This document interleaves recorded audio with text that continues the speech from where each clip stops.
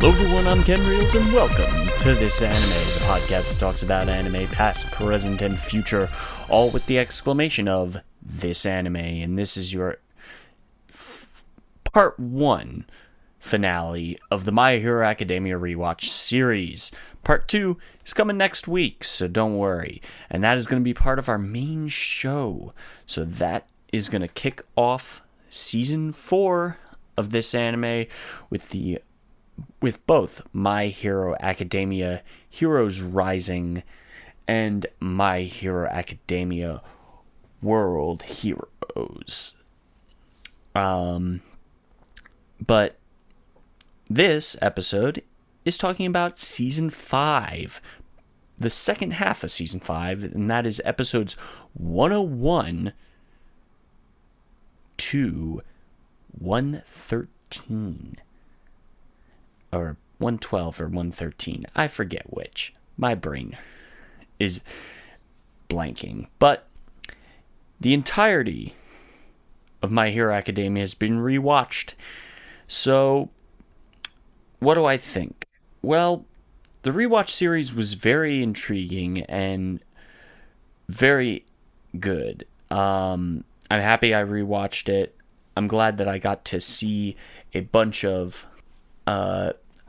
whole bunch of really, really interesting scenes that I didn't necessarily see before. And that's the coolest part about it.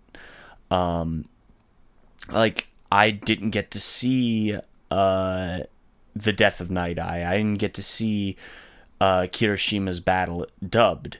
And this is the first time I got to watch some of that dubbed. This is the first time I got to watch all of Season 5 dubbed.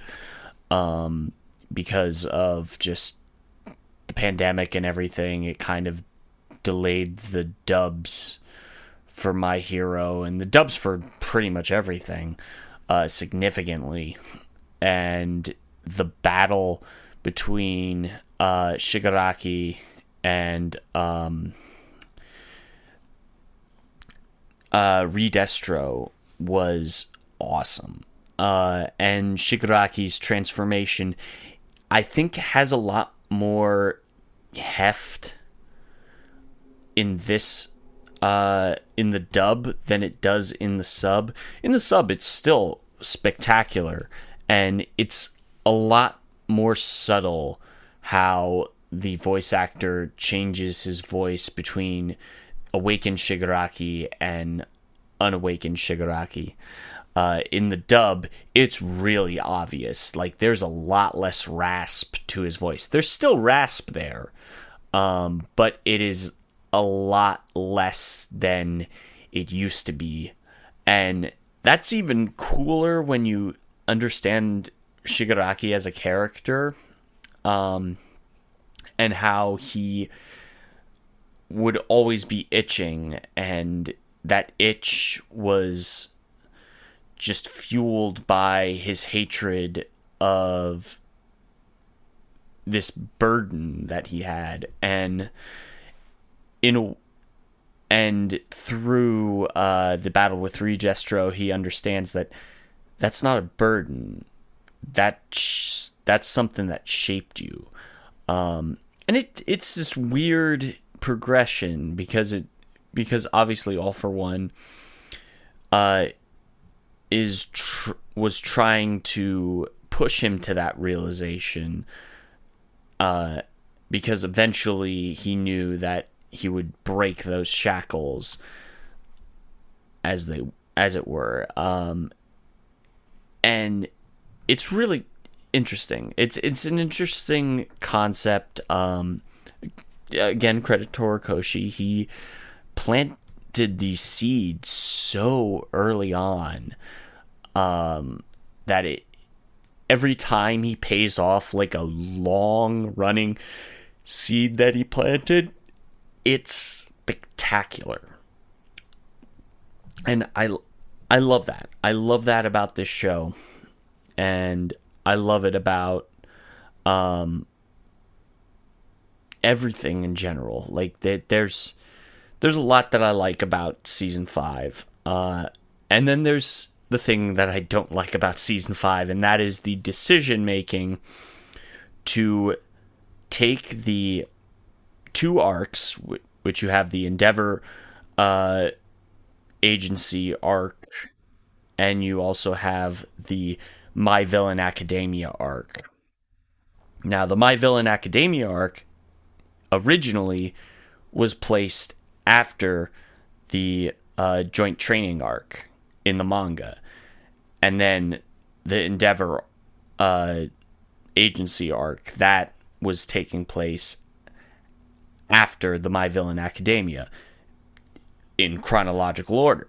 It all happened in chronological order, and I understand the decision to take the My Villain Academia arc and make that the second arc of this second part of season 5, I mean. But I think that doing the time jumping and turning the time backwards and then going back forwards was a little confusing and wasn't executed as well as it should have. And as a result, it causes it to be a bit of a mess. And that's my fear going into season 6. My fear going into season 6 is that there will be more decisions like that cause the structure and the integrity of this story to fall apart when they're adapting it to an anime. And I get the idea that you want to end the season on a high note, but I think going into season 6, there's less of that, because like everything after this arc, after the My Villain Academia arc, is super serious.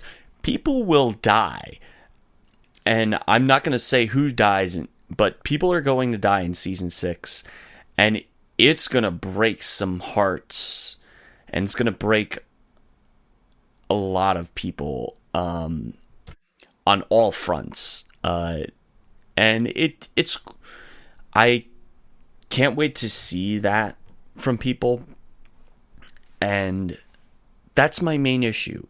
My main issue with switching the My Villain Academia arc and the Endeavor Agency arc and just putting them in two different positions, because Horikoshi has integrated his transitional structure between arcs so well that by taking that away from the anime adaptation, it doesn't work. It just doesn't work.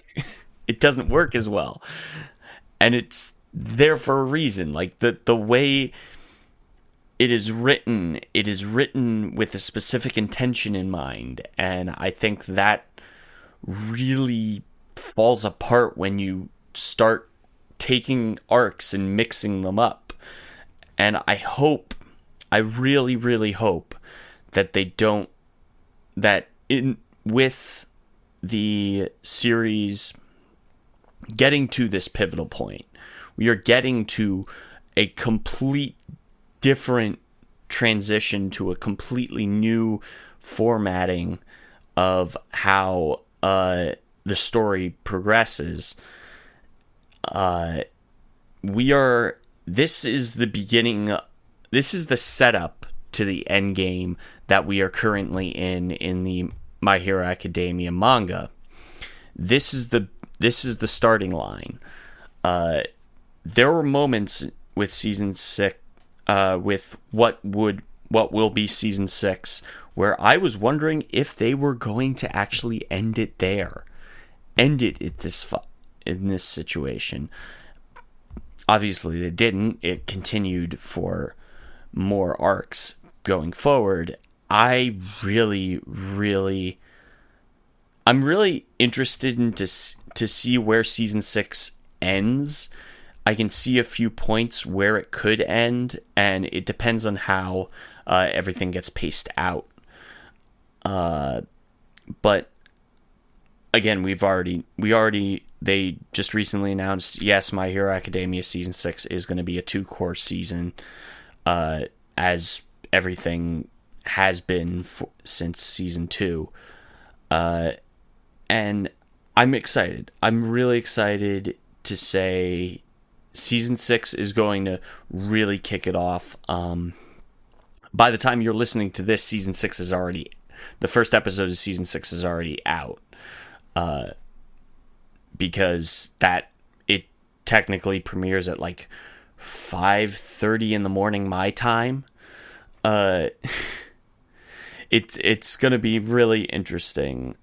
It's like 5 or 5:30 my time when the actual episode gets posted, and that's where it's gonna land every single time. So Saturday mornings are gonna be My Hero mornings for me for the next 6 months.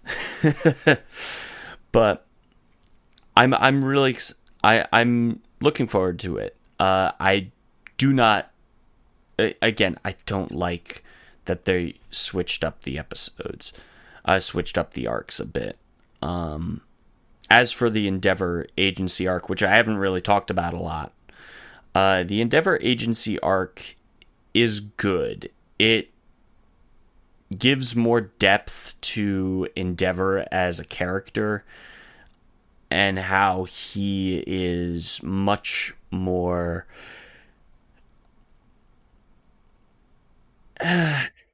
he's much more interesting, and you start to understand he has his own way of doing things, and he doesn't necessarily make for... He's much more the Bakugou of that generation, his generation of heroes. He's very brash, but he also is practical and goes, no, there has to be some level of public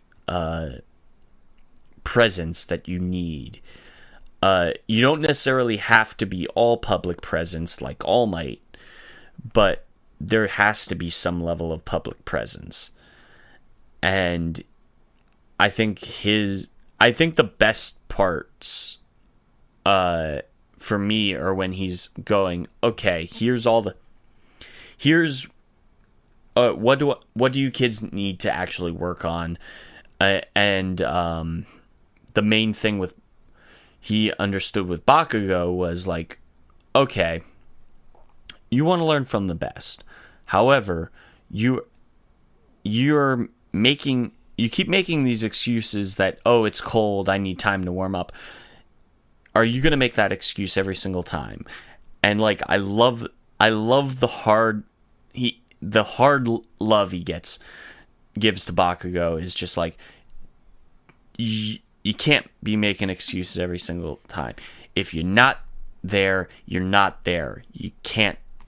You just can't do that. And then when it came to Deku just gives him the fucking laundry list of all the things that he needs work on, and Endeavor immediately was just like, I got it. I totally got what you're saying. And one of his major sidekicks, Burnin, who's got green fire, and it looks so fucking awesome. I love... Burnin's look is just like, oh, god damn, When she showed up in the manga, I'm just like, god damn it. Damn it. I have a type, and I know my type, and Burnin is my type. And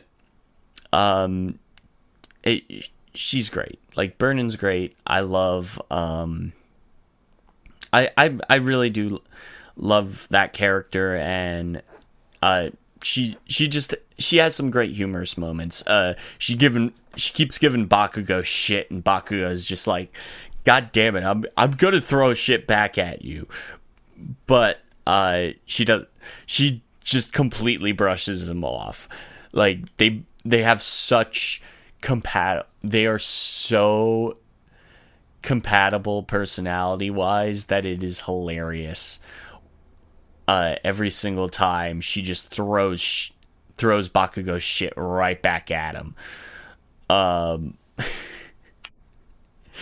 then obviously Todoroki, who clearly understands, like, I mean, Deku points it out. He's just like, you've already made up your decision to forgive your father. You just want some level of someone else to make the decision for you. And he goes just like, Todoroki, you're a good person. Of course you're going to forgive your father. You're not going to forgive him for all the things that he did, but you're going to at least come to some level of understanding.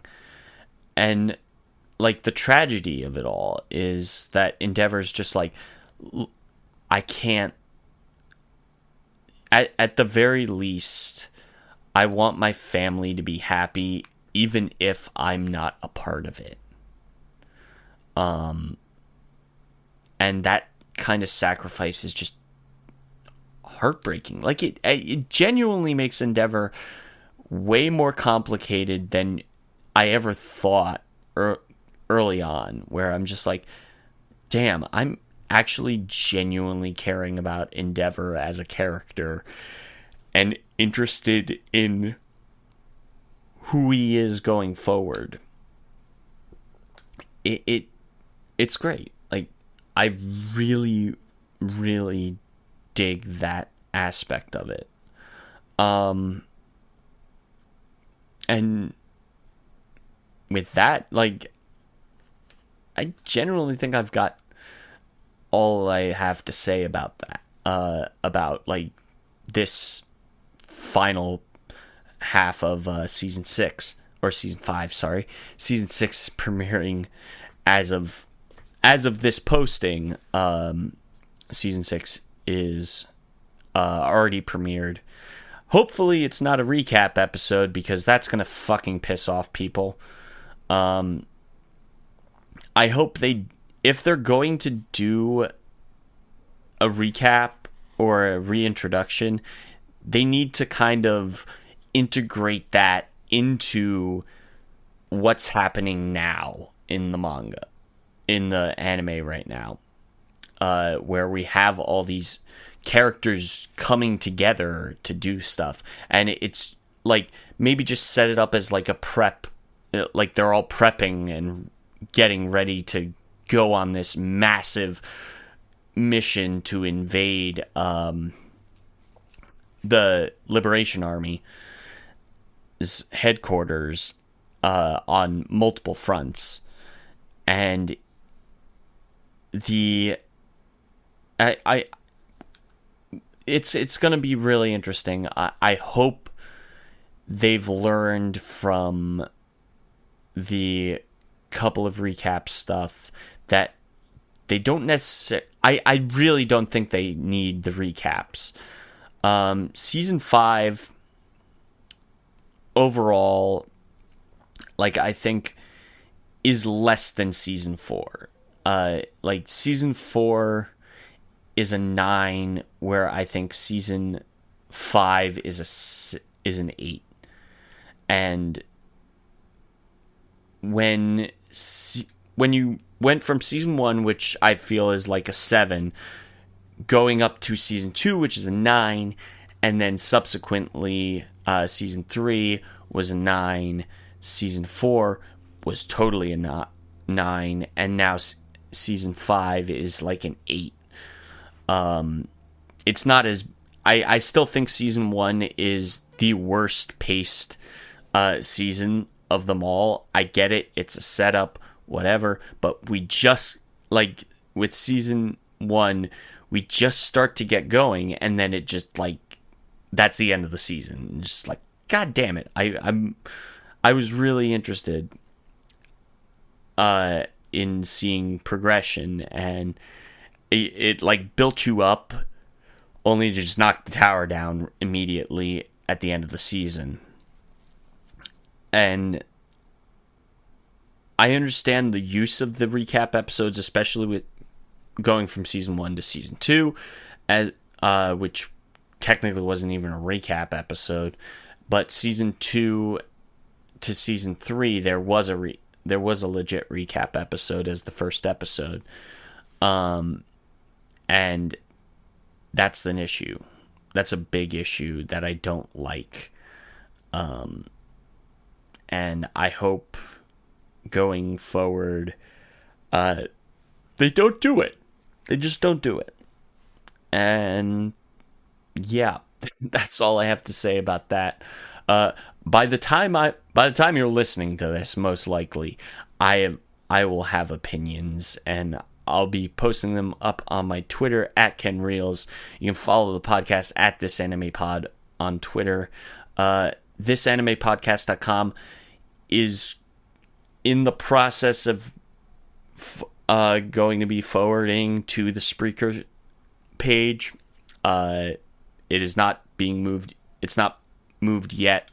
I need to work with my domain owner and deal with forwarding and whatnot. It is official. The Podbean page is officially is not officially no more. It'll be officially no more in January, but ThisAnimePodcast.com is not where you're going to be able to find the podcast going forward.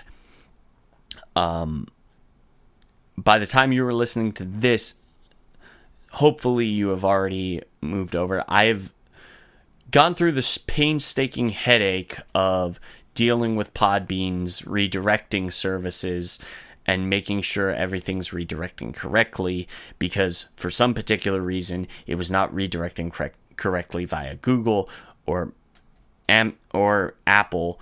So that was a cluster F and a half. But the next episode, the next thing you hear on this feed is going to be the season 4 premiere. We are talking My Hero Academia Heroes Rising and this third My Hero Academia film, World Heroes. I'm super excited. I'm super excited to talk about these two films. I think the third film is the best in the series. A lot of people like 2. 2 gives some great moments. They're both actually considerably long movies, given the fact that they are anime features. And they put a lot of, like, Studio Bones has put a lot of effort in these movies, and as a result, I think there are decisions that hurt the anime considerably. But season 6, we're not getting a movie. So season 6, they are going full force on the anime.